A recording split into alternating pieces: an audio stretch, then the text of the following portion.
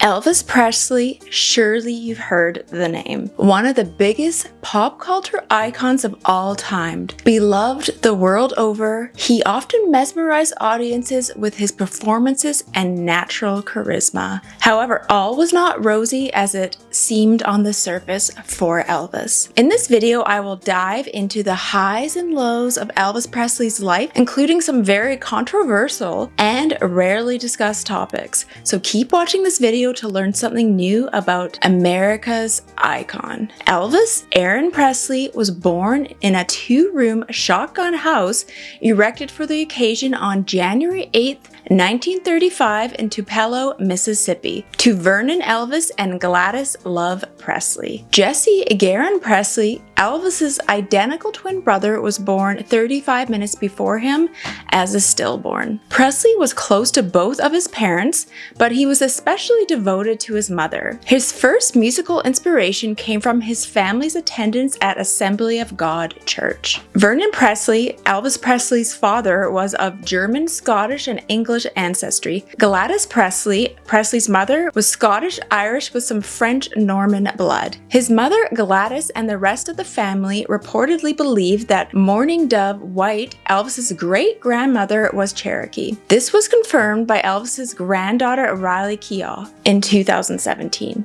Elaine Dundee supports the belief in her biography. Gladys was recognized as a prominent member of the tiny family by relatives and friends. Vernon bounced around from odd job to odd job, displaying no desire. Neighbors and government food assistants were frequently used by the family. Vernon was found guilty of manipulating a check issued by his landowner and part-time employer in 1938, and they lost their home. But again, this was the dirty 30s, so I feel like a lot of people did desperate things to survive. Gladys and Elvis moved in with relatives while he was imprisoned for 8 months. Elvis began first grade at East Tupelo in September 1941 when his teachers described him as average. After impressing his school teacher with a performance of Red Foley's country song Old Shep, during morning prayers, he was urged to enter a singing contest. On October 3rd, 1945, he made his first public appearance at the Mississippi-Alabama Fair and Dairy Show. Elvis, who was 10 years old at the time, was dressed like a cowboy and sang Old Shep while standing on a chair to reach the microphone. He remembered coming in 6th place. Elvis received his first guitar for his birthday a few months later. He had hoped for something else, by various accounts, either a bicycle or a gun, but they couldn't afford those, so they ended up getting him a guitar. Elvis took basic guitar lessons from 2 of his uncles and the new pastor at the family's church during the next year. Elvis remembered, "I took the guitar and I watched people, and I learned to play a little bit, but I would never sing in public. I was very shy about it." Elvis started 6th grade at the new school Milam in September 1946 and was considered a loner. He started carrying his guitar to school every day the following year. During lunchtime, he performed and sang, and he was mocked as a trashy youngster who played hillbilly music. The family was living in a predominantly black neighborhood at the time. The family relocated to Memphis, Tennessee in November 1948. They were given a 2-bedroom apartment in Lauderdale Court's public housing complex after living in rooming houses for about a year. Elvis obtained a C in music in 8th grade while attending L.C. Humes High School. When his music teacher informed him he didn't have any talent for singing, he brought his guitar to class the next day and played a recent hit called "Keep Them Cold Icy Fingers Off of Me" to show him wrong. A classmate later recalled that the teacher agreed that Elvis was right, and he said that she didn't appreciate his kind of singing. He was frequently too bashful to perform in front of others, and he was ridiculed by classmates who thought of him as a mama's boy. In 1950, he began regularly practicing guitar with Lee Denson, a neighbor 2.5 years his senior. They created a loose musical collective with 3 other lads, including two future rockabilly pioneers brothers, Dorsey and Johnny Burnett, that performed frequently around the courts. Elvis began to stand out among his peers during his junior year, owing this to his appearance, which included growing sideburns and styling his hair with rose oil and Vaseline. He'd go down to Beale Street, the hub of Memphis's burgeoning blues center. In his spare time, he would gaze and wistfully at the crazy, flashy outfits in lengthy brother windows. He was wearing those clothing by his senior year of high school. In April 1953, he overcame his apprehension of playing outside of the Lauderdale course by competing in Hume's annual minstrel event. He opened with Till I Waltz Again With You, a recent success for Teresa Brewer, singing and playing guitar. Elvis reflected on how the performance boosted his profile. "I wasn't popular in school, I failed music, only thing I ever failed, and then they entered me in this talent show. When I came on stage, I heard people kind of rumbling and whispering and so forth, cause nobody knew I even sang." It was amazing how popular I became in school after that. And it's crazy to think that he basically failed music too. And I think his style was so innovative at the time that people were just like, I don't even know what this is. Especially older teachers, I can imagine that, just thinking, who is this nut job? Presley studied and played by ear because he had no professional music training and could not read music. He frequently frequented record stores that offered clients jukeboxes and listening booths. He was a regular attendee at downtown's monthly all-night singings when many of the white gospel groups on stage reflected the influence of African American spiritual music. Sister Rosetta Tharpe, a black gospel singer, was one of his favorite artists. He may have gone to blues clubs like some of his peers, but only on evenings set aside for solely white audiences in the segregated South. Local African American musicians such as Arthur Crudup and Rufus Thomas influenced many of his subsequent records. B.B. King recalls seeing Elvis Presley before he became famous when they both frequented Beale Street. Elvis had already decided on music as his career path by the time he graduated from high school in 1953. Elvis checked into the Sun Records offices in August 1953. He hoped to pay for a few minutes of studio time to record My Happiness and That's When Your Heartaches Begin on a two-sided acetate CD. Later, he claimed that he made the album as a birthday present for his mother, or that he was just curious about how he sounded. "I sing all kinds," Presley said when asked by receptionist Marion Kiesker what kind of vocalist he was. "I don't sound like nobody," he said repeatedly when she asked who he sounded like. And that's definitely true. Sun boss Sam Phillips urged Kiesker to write down the young man's name after he recorded, which she said, along with her own commentary, "Good ballad singer, hold." Elvis Presley recorded his first recordings for RCA Victor in Nashville on January 10, 1956. RCA Victor enlisted guitarist Chet Atkins and three background singers, including Gordon Stoker of the popular Jordanaires Quartet, to supplement Presley's by now customary backup of Moore Black, Fontana, and Hayride pianist Floyd Kramer, who had been performing at live club dates with Elvis to fill in the sound. The somber, unique Heartbreak Hotel emerged from the session and was released as a single on January 27th. Parker booked Presley on CBS's stage show for 6 appearances after 2 months, bringing him on national television for the first time. Big band leaders and brothers Tommy and Jimmy Dorsey hosted the program, which was produced in New York on alternate weeks. Presley stayed in town after his initial engagement on January 28th to record at the RCA Victor New York studio. 8 songs were recorded during these sessions, including a cover of Carl Perkins' rockabilly classic Blue Suede Shoes, Presley's I Forgot to Remember to Forget, a Sun recording released the previous August, topped the Billboard country chart in February.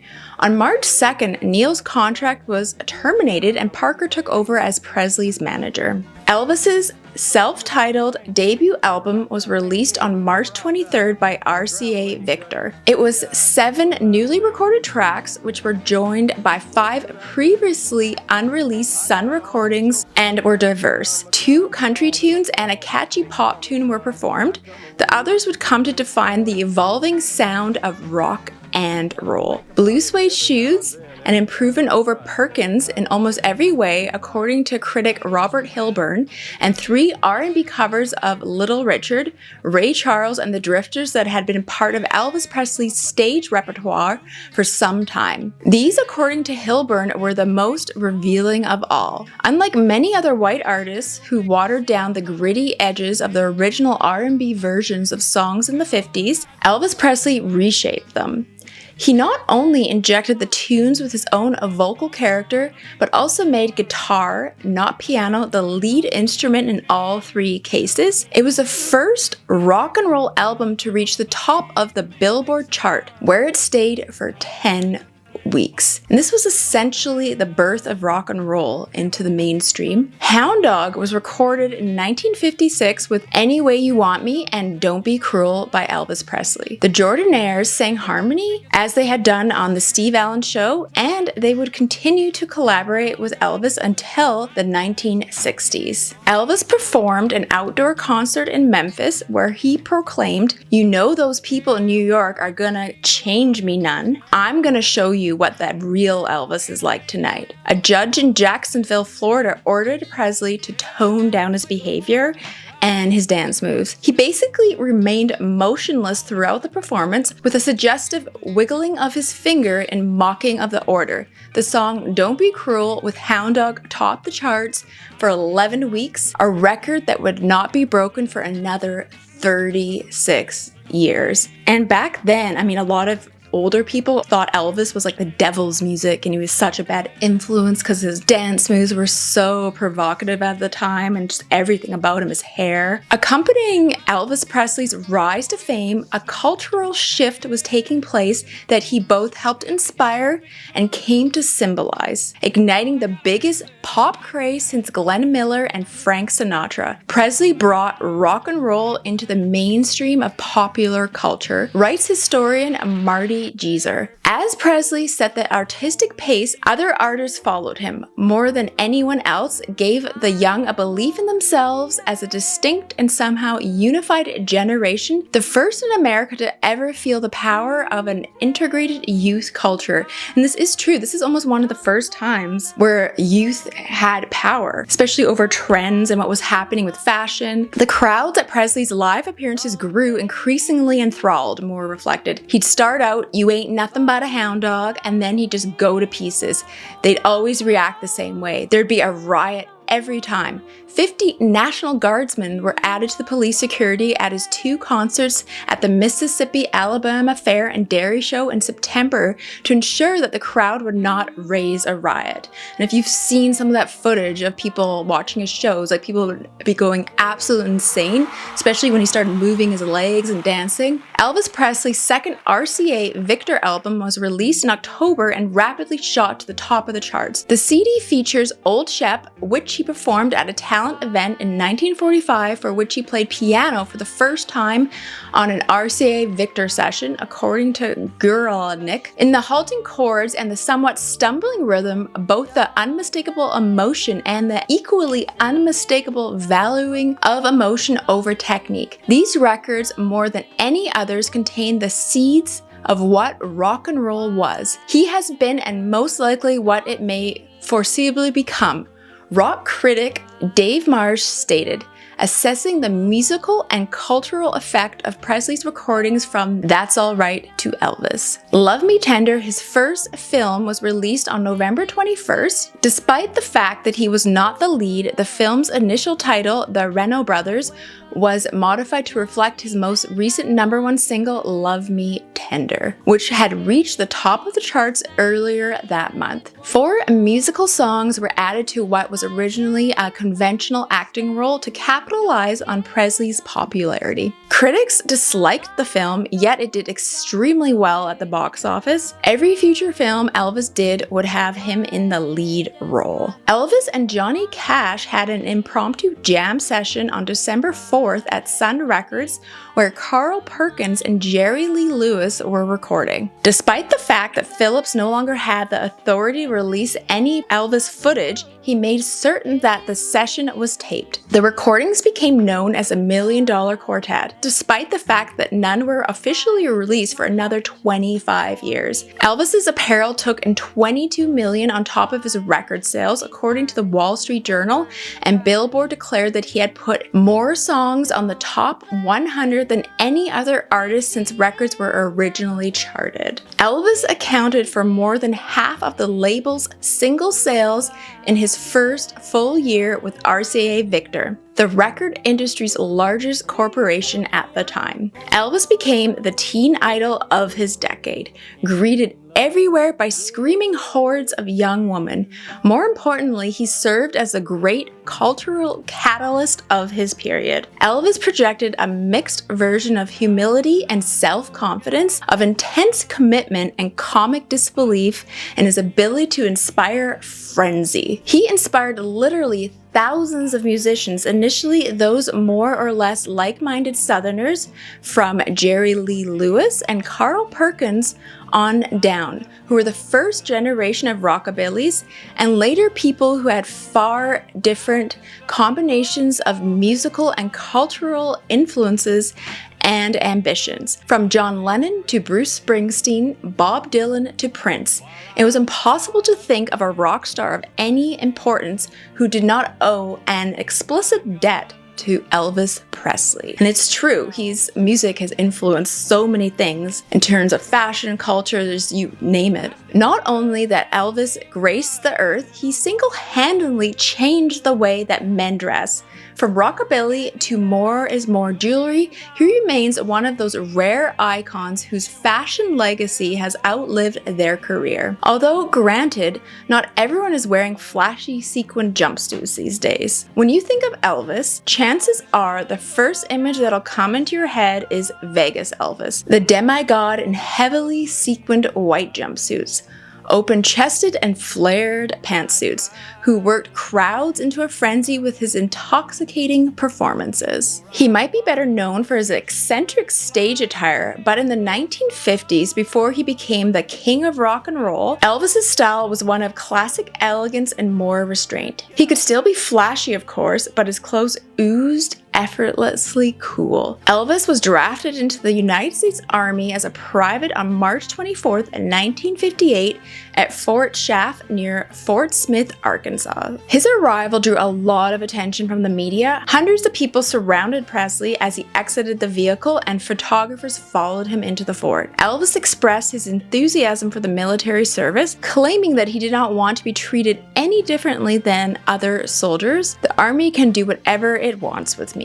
I'm actually surprised. I don't know if he got drafted or volunteered, but I'm like shocked because he was so famous. At Fort Hood, Texas, Presley began basic training. He recorded 5 tracks in Nashville over a 2-week leave in early June. His mother was diagnosed with hepatitis in early August, and her condition quickly deteriorated. Elvis was given emergency leave to pay her a visit and landed in Memphis on August 12th. She died of heart failure 2 days later at the age of 46, which is so young. That's crazy. Elvis was distraught and would never be the same. Their relationship had stayed extraordinarily close, even into maturity. They spoke baby talk to each other, and Elvis addressed her with pet names, which is kind of weird. On October 1st, Elvis joined the 3rd Armored Division at Friedberg, Germany after completing his training. A sergeant exposed Elvis to amphetamines when he was on duty. He became practically evangelical about their benefits, not only for energy but also for strength and weight loss, and many of his co-workers followed suit. Elvis was also introduced into karate by the army, which he took seriously, training with Jürgen Seidel. It became a lifetime passion for him, and he eventually included it in his live performances. While in Friedberg, Elvis met 14-year-old Priscilla. He hosted a party in his overseas house in 1959 while serving in the United States Army. Priscilla attended the party despite the fact that she was just 14 years old. Even though Elvis was already a household name, he was shy and and boyish around Priscilla. He was smitten and later told friend Rex Mansfield that Priscilla was young enough for him to tame. Priscilla's parents were irritated when she returned home late from the party. They questioned her and eventually barred her from ever seeing the musician again. Elvis, on the other hand, was able to persuade her parents to give in. He arrived at their house in full uniform, like a genuine Southern gentleman, to win them over. And it was successful. Following that, the two were frequently seen spending time together. It is a little bit weird though, because he was in his 20s and she was 14. I know it was a different time, but still, I mean, that's young. Like when I was 14, I was young 14. Elvis was awestruck by Priscilla's attractiveness, but she wasn't immediately taken with the king of rock. She was aware of his existence and had friends who were fans, but she recalls being repulsed by a photograph of the artist signing autographs that she saw in a magazine. He was signing a rather improper body area of a bosomy blonde in the photograph, which turned her off. However, it didn't take him long to win her over. And I think Elvis definitely had a lot of charisma and charm. Priscilla and Elvis stayed in touch after they left Germany and eventually becoming pen pals while he was in the service. After 2 years of frequent letters, Priscilla's parents realized they were becoming more than simply pals. Elvis was reported to have had multiple affairs during the 2 years before they reconnected in person. Elvis had assured her parents that Priscilla would stay in Graceland with him, but ended up taking her to Vegas while keeping up the impression that she was still in Graceland by mailing postcards to her parents every day via his staff. Priscilla struggled to keep up with her hostess rock star lifestyle in Vegas and began experimenting with illegal substances. She'd take them to stay up, then she would turn to sleeping pills when she couldn't sleep. But it wasn't enough to make him happy. The first indicators of grooming had already started appearing a while ago, but now they were becoming clear-cut. Elvis purchased new clothes for Priscilla during their trip to Las Vegas in order to make her appear older and more mature. He also had her hair and makeup done to his liking, but he refused to observe the process. Priscilla's appearance was still being shaped by Elvis. He had porcelain caps put on her teeth, chastised her for her bad posture, advised her to dye her hair black, style it into a pompadour, and look like him. And you definitely can see it in her hairstyle, definitely had that Elvis look. He encouraged her to have a likeness to his own image. Priscilla even stated that she was Elvis's live doll, to as fashion as he pleased. After getting her parents to agree to it, Priscilla moved in with Elvis's father and stepmother. Elvis would also give her medications to give her the energy she needed to go to school during the day while still being available to him at night. That was only the beginning of his domineering behavior. As the two met when Priscilla was just a child, it should come as no surprise that the two weren't being physical with each other.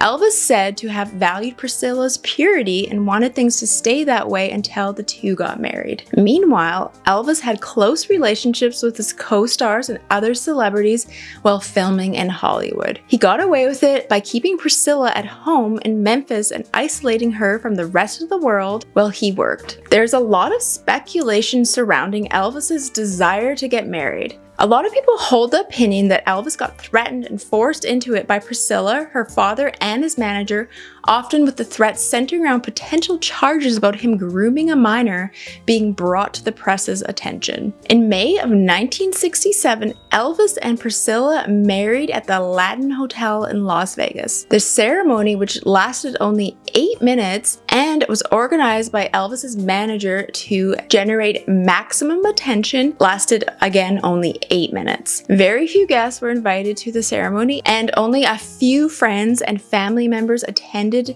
their breakfast reception. Like the ceremony, the reception was also designed to promote the singer's career, mostly catering to those in the industry. This ultimately left to a rift in many of Elvis's true friendships.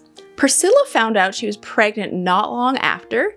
She and Elvis were both dissatisfied with becoming parents so soon after their marriage, and they even considered terminating the pregnancy when Priscilla may have believed she was too young. Elvis worried that being a parent would harm his career and that his wife would use motherhood as a reason to let herself go. Elvis became increasingly possessive. Despite Priscilla's enjoyment of being a housewife, he felt compelled to supervise his wife's every move, including when she was permitted to clean the house. The musician continued to choose what Priscilla wore and became obsessed over her maintaining her youthful appearance. I mean, she was already so young even then. He would regularly slap her forehead and call attention to her facial expressions that might one day lead to wrinkles. As his controlling behaviors worsened, so did his anger. He would often carry around a small handgun and was known for shooting the television if he saw something that he didn't like. And maybe he was doing this too because he was really hopped up on amphetamines at the time. I mean, it's hard to say because he's not here now